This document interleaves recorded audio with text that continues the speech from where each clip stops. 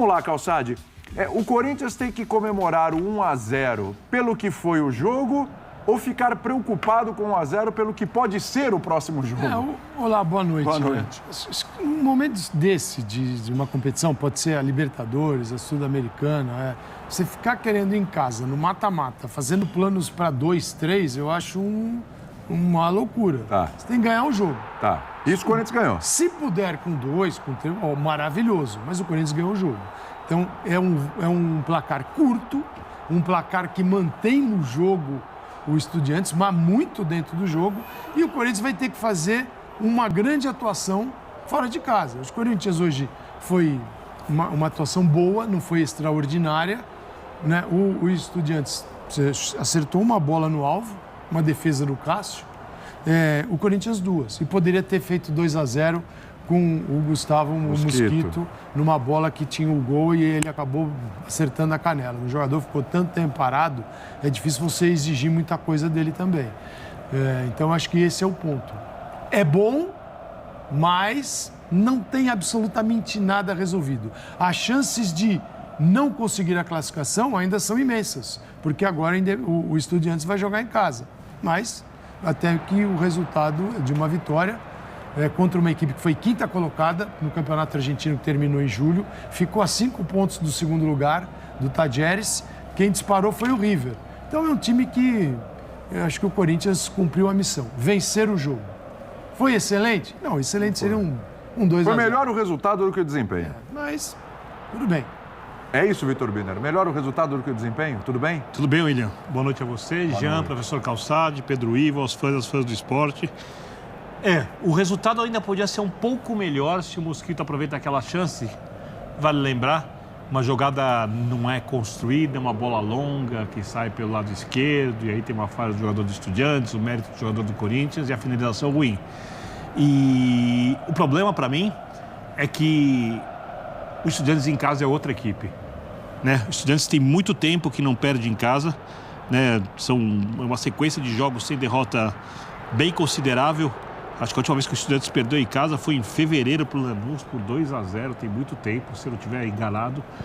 Se a memória não me trai, a pesquisa aqui também não me enganou. O Corinthians não consegue impor um estilo de jogo capaz de incomodar o adversário, e o que mais me incomoda, o resultado é bom, eu concordo com o Calçado, o importante era vencer. O que mais me incomoda é que você olha o Corinthians contra o São Paulo, você olha o Corinthians contra o Estudiantes, você olha o Corinthians antes do jogo contra o São Paulo e ele tem um desempenho mais ou menos parecido, que muda muito mais de acordo com coisas que a individualidade realiza do que propriamente com o jogo coletivo. O Estudiantes deu bastante espaço, é um time bom na criação, não tão bom na marcação, e eu acho que o Corinthians mais bem treinado poderia ter aproveitado isso jogando diante da sua torcida e não fez. Ganhou por 1-0, um bom resultado, mas é perigoso. Perigoso. Concorda, Mário Marra? Mário Marra que esteve lá, está lá, inclusive, né? Na Arena Corinthians, acompanhou o jogo, a transmissão com o Zé Elias, Paulo Andrade, com toda a nossa equipe. Queria a tua primeira impressão aí, depois dessa vitória 1-0, porque fica a sensação, né? Claro, não é ruim vencer, pelo amor de Deus, ganhou 1-0, tem um empate a seu favor no jogo de volta, e caso perder por 1-0, um gol de diferença, tem sempre aquela história, temos o Cássio para os pênaltis, né? Mas ficou a sensação de que faltou aquele golzinho a mais, né, Marra? William, é verdade. Primeiramente, boa noite aos companheiros, boa noite ao fã de esportes, mas é aquela história, William, do jeito que o jogo foi se desenhando, se alguém vencesse seria com margem curta mesmo. Porque o Estudiantes é um time que, dentro ou fora de casa, posturas diferentes nos lugares, mas é um time de muita qualidade técnica. É um time que gosta de ter a bola e sabe também jogar sem a bola. E tendo a bola, em alguns momentos, o Estudiantes conseguiu envolver o Corinthians. Então, pela qualidade, pelo tanto de controlador de jogo que tem dos dois lados, 1-0 é um belo placar. É um jogo muito difícil para o Corinthians, mas a vantagem já é do Corinthians. Mário Marra tocou num ponto legal aqui, Jean. No jogo contra o São Paulo, o discurso do Luxemburgo na coletiva é o seguinte: olha, entrei ali para dar uma negociada, dar uma segurada no São Paulo no primeiro tempo, e a gente vê o que ia acontecer no segundo tempo, lembra? Uhum. E o que aconteceu foi que no primeiro tempo o São Paulo atropelou o Corinthians e já se classificou ali. Uhum. Falou-lhe o Mário Marra.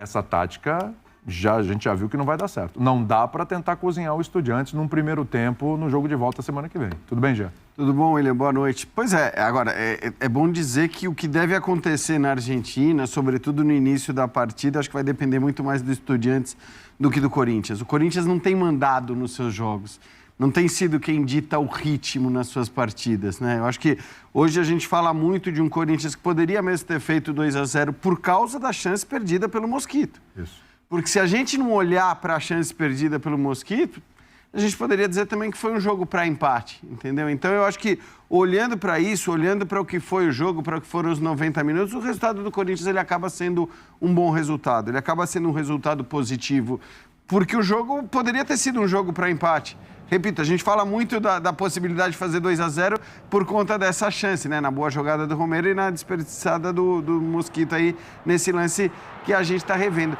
A questão é essa, eu acho que o Corinthians, por mais que ele tenha passado por uma sequência muito positiva de resultados, não é um time que está mandando nos seus jogos, não é um time que entra em campo e a gente espera que ele entre de maneira avassaladora e tudo mais. Então, por mais que a estratégia não possa ser vou esperar para ver o que acontece no segundo tempo, e tendo estado lá, inclusive, no estádio do Estudiantes no ano passado e visto o que é aquilo lá, eu acho muito difícil que nos 20, 30 primeiros minutos a pressão do time da casa não seja grande, porque eu estou falando não só do ambiente, mas estou falando, como a gente viu hoje, sobretudo no começo do jogo, de um time muito técnico também. É como uma pequena bomboneira, só que uma torcida muito barulhenta, né? O tipo perfil do estádio, né? Exato, exatamente. Então, eu acho que é isso. Quer dizer, vai ser difícil. É óbvio que vai ser difícil. Mas olhando para o que foram os 90 minutos hoje, eu acho que 1-0 foi um bom resultado, sim.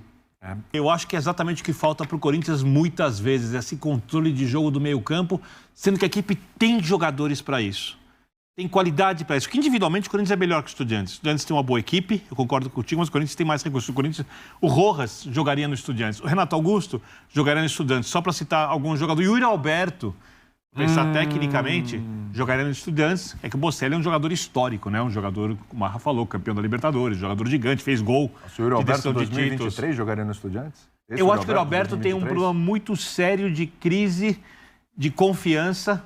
Eu não acho que a questão ali porque só ele não técnica. É um jogador ruim. Ele está sucumbindo diante da pressão daquilo que ele não consegue fazer com uma camisa pesada e com uma torcida exigente. E também, por mais que ele tenha erros individuais, ele é vítima daquilo que o time não joga coletivamente porque o meio-campo não funciona para ter esse controle. Mas quando a bola tem chegado... Bom, depois a gente fala disso. Toca o Marco Marra. E lá, por exemplo, vou dar um exemplo. Eu fiz uma pesquisa rápida aqui. São 18 jogos de invencibilidade do Estudiantes jogando em casa. 12 vitórias desses 18. 7 por 3 gols de diferença ou mais. 7 vitórias por 3 gols de diferença ou mais. Ou seja, é um número representativo. Tudo bem que tem 6 empates também, jogando em casa. Mas adversários do nível do Corinthians? Não, tecnicamente na Argentina não há também, equipes. Né? Mas nem o Argentino Júnior individualmente Mas coletivamente alguns do nível do Corinthians. Eu acho que alguns, acho que a maioria é melhor. Tem uma diferença. Eu acho que essa é a questão, porque o Corinthians continua sendo um time que aproveita pouco o potencial dos seus jogadores, né? O Corinthians é um time que tem poucas ideias com a bola. E eu só discordo de você um pouco, apesar de achar que o time melhorou no segundo tempo, isso eu concordo contigo. Também. Amo mais o Marra, mas amo você também. Tô brincando. Porque eu acho que o meio-campo do Corinthians protege pouco. E o Moscardo fica sobrecarregado. E hoje ele teve uma atuação, isso que valoriza ainda mais a atuação dele.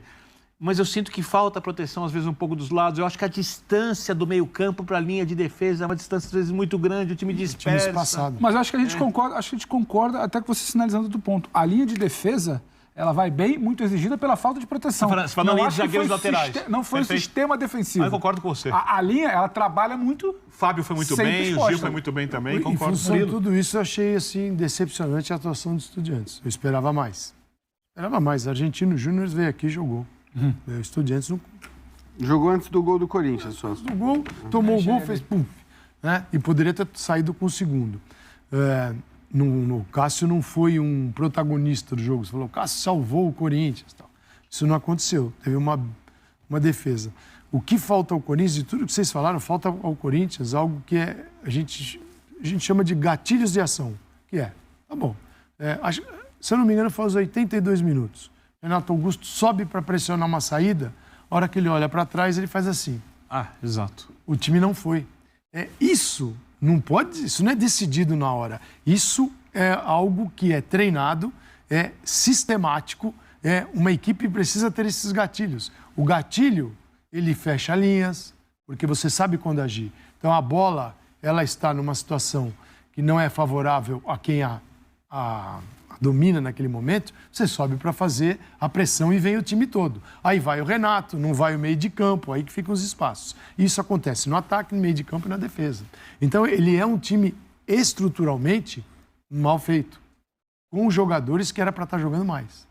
Por exemplo, o Moscardo teve uma cirurgia. Ele tem 17 anos, foi apendicite, né? Foi apendicite. E ele voltou na primeira partida, estava meio zureta. Esse aqui foi um monstro no jogo, porque ele sobe, ele dá passe... Deu uma assistência para o Maicon, hein?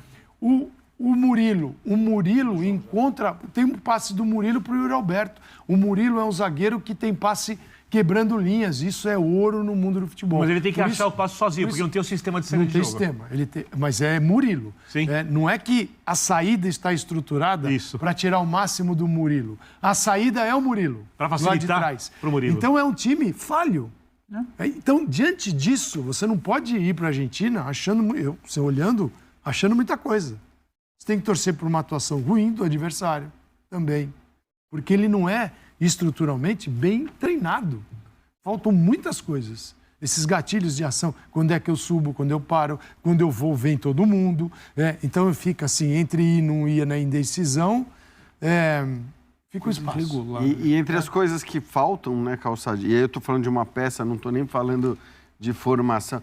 Assim, para o jogo como o jogo que vai ser contra o Estudiantes, a falta que vai fazer o Roger Guedes... É isso. É um negócio assim... Porque o Corinthians dependeu muito disso. Por tudo que o Calçado acabou de falar, o Corinthians dependeu muito disso durante muito tempo. Então foram jogos mascarados, foram resultados mascarados por decisões, por lances praticamente individuais de um jogador. E fala-se muito do Renato... Só uma coisa, João, não más atuações coletivas mascaradas, porque acho que os resultados foram justos, né? Sim, mas os resultados mascararam. Isso talvez seja melhor. Os resultados mascararam atuações coletivas que de fato não foram boas, porque você tinha um jogador que estava fazendo... cheio de jogador bom, né, Jean? Oi? Cheio de jogador bom no time, né? Sem dúvida, sem dúvida. Agora, também acho que, e isso é bom destacar, né? O Calçado acaba de falar do Moscardo voltando à equipe hoje e voltando muito bem, quer dizer, voltando a jogar bem hoje, né? Já tinha voltado na partida anterior. Mas o Rojas também é outro grande jogador que está voltando e que pode fazer a diferença. Então, eu sei que a gente vai falar do Yuri Alberto num capítulo mas a gente pode ir costurando tudo aqui. Porque esse, assim, é outro que a gente põe elenca nos jogadores bons do Corinthians. E aí já são muitos, né? Porque a gente tá falando do Renato Augusto, estamos falando do Moscardo, por mais que seja jovem, do Rojas, do Maicon. Vera no banco, que é bom jogador também. Então, olha a quantidade de bons jogadores. Dos nomes. Do Yuri Alberto. Então, é claro que as atuações coletivas do Corinthians estão muito abaixo dos nomes. Mas também é bom lembrar que tem 2 jogadores aí voltando que podem ser importantes até a quarta-feira que vem, até a terça-feira que vem podem estar numa outra condição, numa outra situação, embora o Moscardo já tenha ido muito bem. E é claro, a gente vê isso o tempo todo acontecer no futebol. Aconteceu com o Corinthians no momento em que tinha o Roger Guedes, dele resolver vários jogos. Acontece, por exemplo, com o Flamengo o tempo todo, da qualidade individual resolver jogos. Isso acontece no futebol. Então, o Corinthians tem, talvez acima de tudo, até pensando na eventualidade da conquista de um título da Copa Sul-Americana, que ainda está distante, mas tem essa qualidade técnica individual para apostar. Tem a aposta em jogadores que podem, de fato, fazer a diferença. Olhando até para a Sul-Americana especificamente, e vai parecer uma loucura dizendo isso depois de 2 jogos... Não vai parecer. ...em que o São Paulo foi superior ao Corinthians, mas talvez tenha até mais essa possibilidade. Claro, agora o São Paulo tem o Lucas, tem uma expectativa muito grande em relação ao Rames, mas estou falando, jogador diferente com capacidade de decisão, talvez o Corinthians tenha até mais. Só que vai depender muito disso, porque realmente não aparenta que coletivamente esse time vai se acertar de uma hora para outra.